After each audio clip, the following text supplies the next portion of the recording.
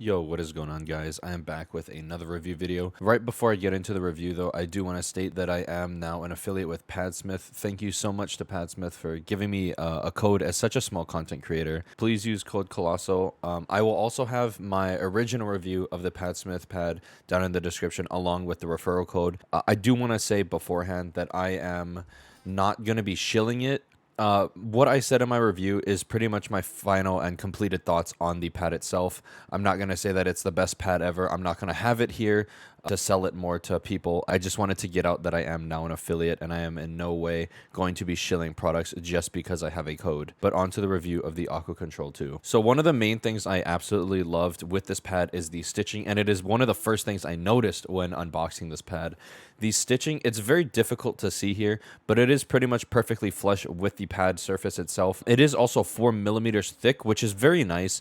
It's not super plushy. It's much firmer than something like an Artisan Soft. So even though it is 1 millimeter thicker, you're not going to be able to press into the pad for any more stopping power than the pad already gives you. Normally with stitching where it's surface level with the pad itself, typically, you can still feel the abrasiveness of the stitching, but you actually can't with this pad because the stitching is so unbelievably thin. I'm very impressed with how much the stitched edges has improved comparing it to the first Aqua Control Plus. In terms of the surface itself, it is very similar to the Aqua Control Plus. The main difference is it's much less abrasive. It is not nearly as rough. You guys have probably seen from past reviews, I typically always have two pads, one a desk pad and then one for my main pad. And the only real reason is I just like an extra softness on my keyboard arm. Typically, that's why I use something like a GameSense Radar. Much smoother pads, more control-based cloth. But for this, it actually feels incredibly comfortable. Even wiping my hand like this, I feel nothing. But I do have thicker skin than most people. So if you are sensitive, just be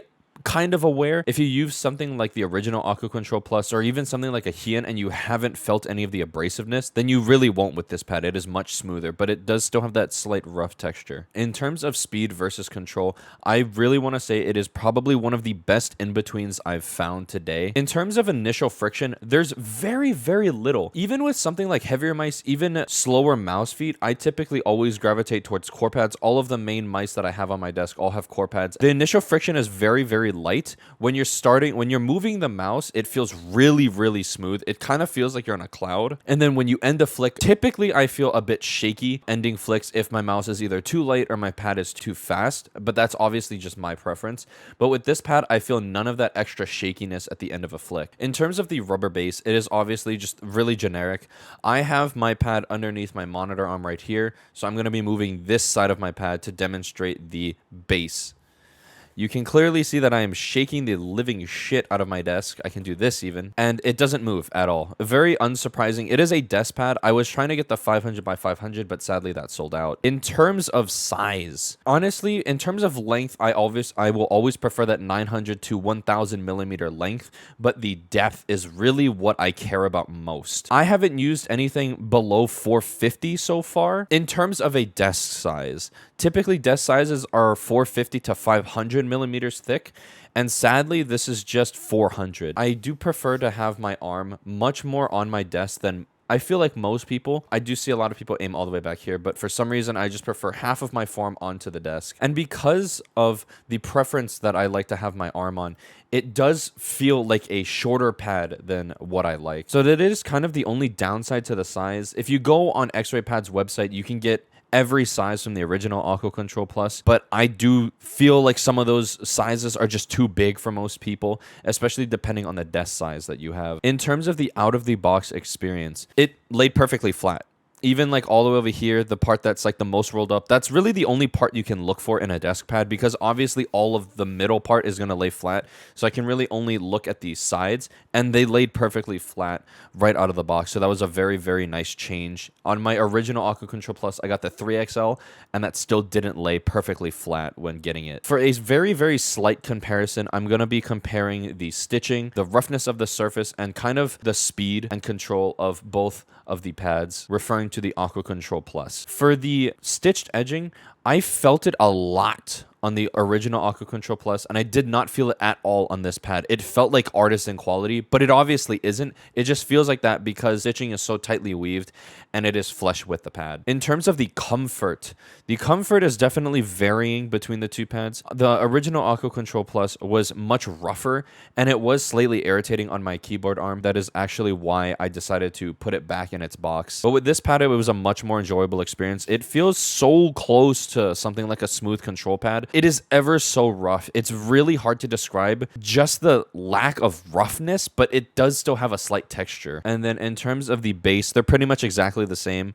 The speed and control is definitely different. I feel like this Aqua Control 2 is more controlled than its original, which is very interesting. That is obviously going to be my preference to go with the more controlled option. But that is pretty much all for the review. I am actually going to be revisiting some old products. I think because I've been reviewing mice and mouse pads for so long now and just swapping out so many products at once, I'm starting to really appreciate and fully grasp the shapes of some mice. I did hard shit on the Katana when I first got it, but ever since I went back to it, really the main complaints is still going to be the horrible cable, the thin mouse feet, and then the terrible coating. I did get the super light version of it, and that's going to be coming in the mail hopefully sometime this week, and I'm going to be comparing it to the wired version and seeing if that jump is going to be worth it for people that already own the Katana. But yeah, that's pretty much all for the review. I hope you all have a great day, and I'll see you in the next upload. Peace.